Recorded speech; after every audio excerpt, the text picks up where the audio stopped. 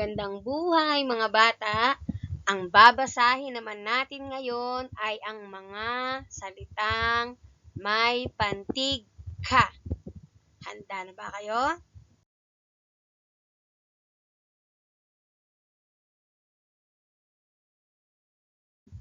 O bago yan, kakantahin muna natin, no? Palagi natin kakantahin ang patinig song para hindi natin makalimutan yung mga palagi nating mababasa sa ating mga aralin. O, sabay-sabay na tayo. Isang beses lang. Araw-araw, elepante, ilaw, ilaw,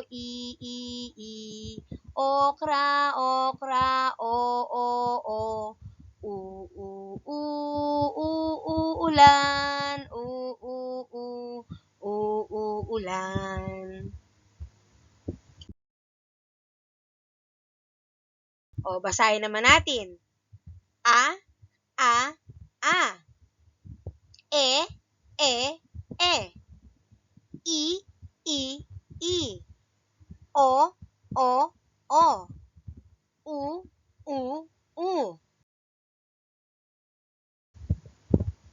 O, natatandaan nyo pa ba yung unang pantig na ating pinag-aralan? No? May tunog na b, a, b, a. Pag pinagsama natin, ba, ba. Tandaan, ang basa dito ay ba.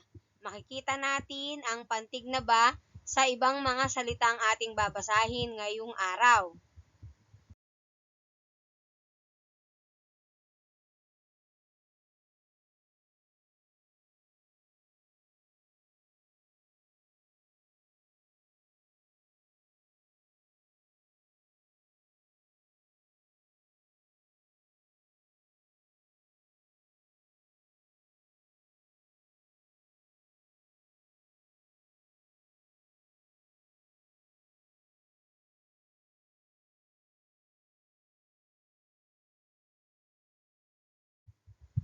Ito naman ang bagong pantig na ating pag-aaralan ngayon. O, ito ay letter K at letter A. Paano natin mabubuo ang pantig na ito? Ang pantig na ito ay ka. Ulit, ka.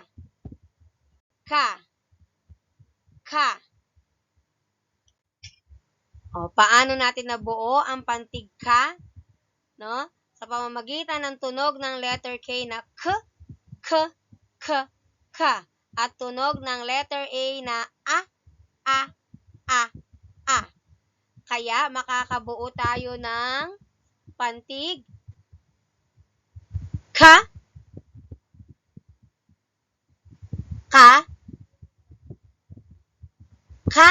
Ayan. Basahin natin ang pantig ka. O, nakikita nyo? Ayan, o. May guhit. Lahat ng may guhit, ang basa ay ka. Tayong lahat.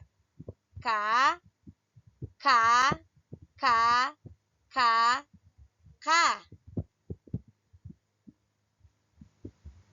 O, ulitin natin. Ka.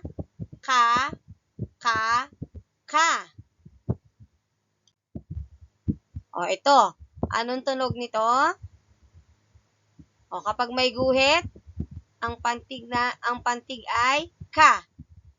Ika.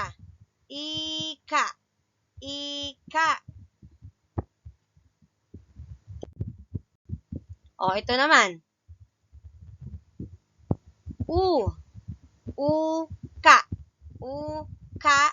Uka. O, ito. Yan yung pantig na sinasabi ko kanina.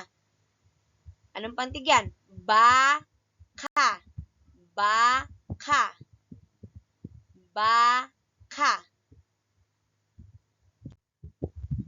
O, ito naman.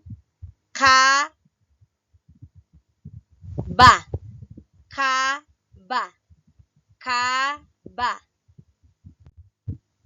O, ito. Ika, ika. Ika, ika.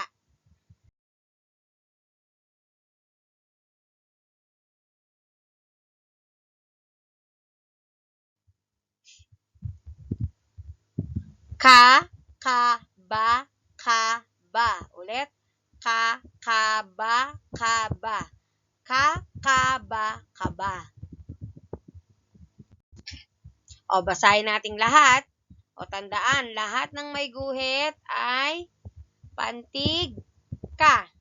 O, basahin muna natin lahat ng ka. Ka, ka,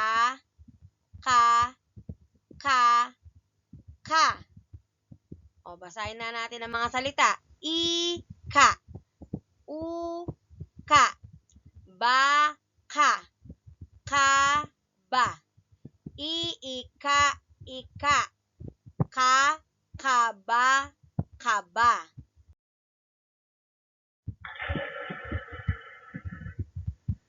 Okay, magaling mga bata. Laging basahin ang mga salitang may pantig ka. Nabasa na natin ang pantig ba at pantig ka. Kailangan alam ninyong basahin ang pantig ba at pantig ka kasi sa susunod na naman na magbabasa tayo, makikita natin yung pantig ba at pantig ka. Okay? Bye-bye!